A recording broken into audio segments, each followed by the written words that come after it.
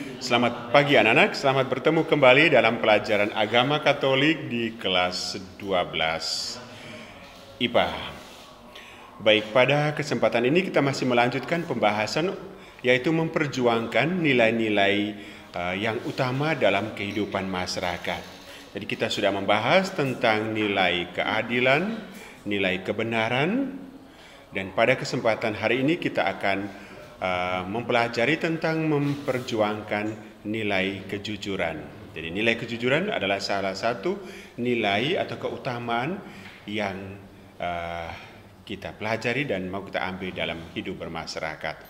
Jujur berarti tulus hati, tidak curang terhadap diri sendiri dan terhadap orang lain. Kejujuran merupakan keselarasan antara kata hati dan kata yang diucapkan, antara kata diucapkan dan sikap serta perbuatan nyata. Sebagai orang Kristen, kita dinasihati untuk selalu bersikap jujur.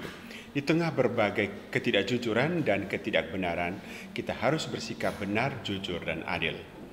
Secara pribadi, benar atau tidak benar, lengkap atau tidak lengkap tulisan tentang diri kita sendiri sangat bergantung pada seberapa jauh dan seberapa jujur kamu mengungkapkan jati dirimu. Kalau kamu jujur, maka benarlah gambaran-gambaran dan tanggapan orang tentang dirimu. Kalau kamu berbohong, maka salah jugalah gambaran dan tanggapan orang tentang dirimu. Dalam keadaan demikian, pergaulan yang sehat dapat kita lakukan dan dapat kita bangun. Kalau kamu mengungkapkan diri dengan jujur, maka pergaulan kamu dengan orang lain akan wajar. Kalau kamu berbohong, maka pergaulanmu dengan orang lain akan bersifat semu.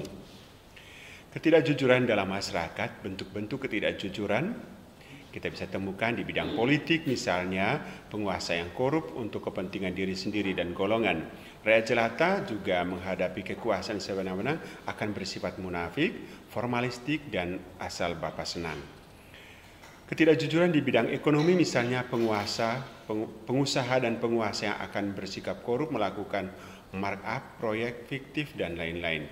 Rakyat juga demikian ya, berusaha menyuap, bersikap ABS, dan menipu. Ketidakadilan di bidang budaya, pendidikan, misalnya penguasa merekayasa pendidikan, termasuk undang-undangnya, mendiskreditkan budaya tertentu, dan lain-lain.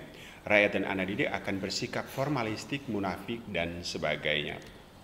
Alasan dan akar ketidakjujuran, pertama, alasan ketidakjujuran di bidang politik tentu saja diserahkan pada kekuasaan.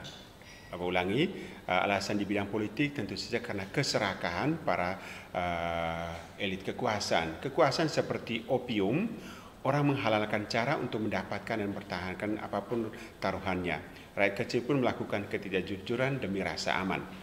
Lalu alasan kedua, ketidakjujuran di bidang ekonomi adalah keserakahan materi pada harta, khususnya pada uang. Uang menjadi dewa baru bagi manusia zaman ini yang sudah hanyut dalam budaya konsumerisme, hedonisme. Rakyat kecil melakukan ketidakjujuran untuk mempertahankan hidup. Alasan ketidakjujuran di bidang budaya barangkali orang bersopan santun secara formal dan munafik demi harmoni palsu.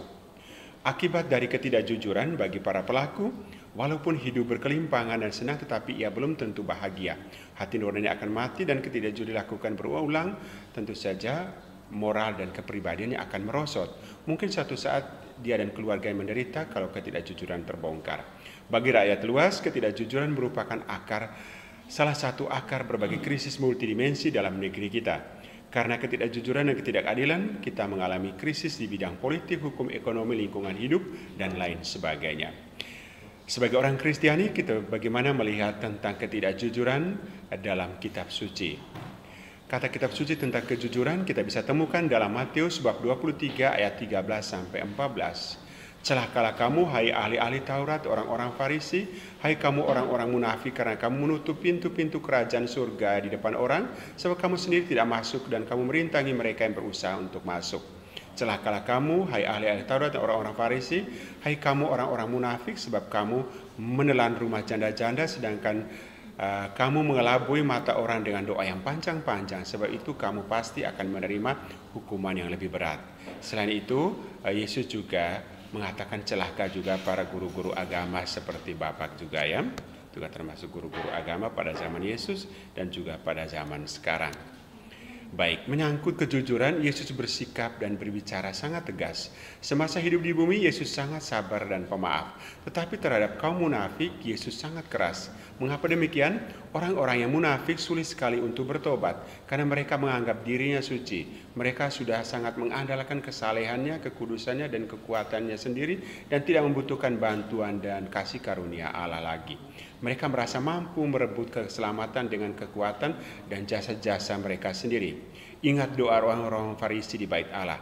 Yesus mengatakan lebih gampang mentobatkan seorang pendosa daripada mentobatkan seorang yang merasa dirinya suci. Yesus menuntut kita bersikap jujur. Jika ya katakan ya, dan jika tidak katakan tidak. Apa yang lebih dari itu berasal dari si jahat. Arti dan makna kejujuran dalam Kamus Besar ditulis bahwa jujur berarti tidak curang, tidak bohong. Jujur juga kerap diartikan satunya kata dengan perbuatan dan hati. Apa yang ada dalam hati sama dengan apa yang diucapkan. Kejujuran merupakan modal membangun pribadi. Kejujuran menimbulkan kepercayaan, dan kejujuran dapat memecahkan berbagai persoalan. Jadi itu keuntungan kalau kita bersikap jujur. Lalu memperjuangkan kejujuran. Jujur adalah sikap yang tidak bisa dicapai dengan program jangka pendek yang bersifat teknis operasional belaka, yang merupakan gerakan moral yang menggunakan berbagai jaringan melibatkan banyak orang dan waktu yang sangat panjang. Jadi misalnya untuk orang Indonesia mau menghilangkan korupsi, perlu waktu 100 tahun supaya orang Indonesia bisa bersih, karena waktunya lama.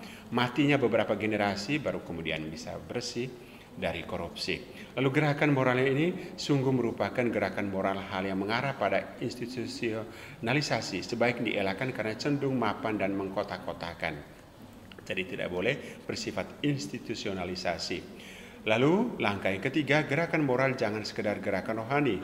Walaupun rohani dibutuhkan, gerakan ini bermuara pada aksi pembaharuan pembangunan masyarakat.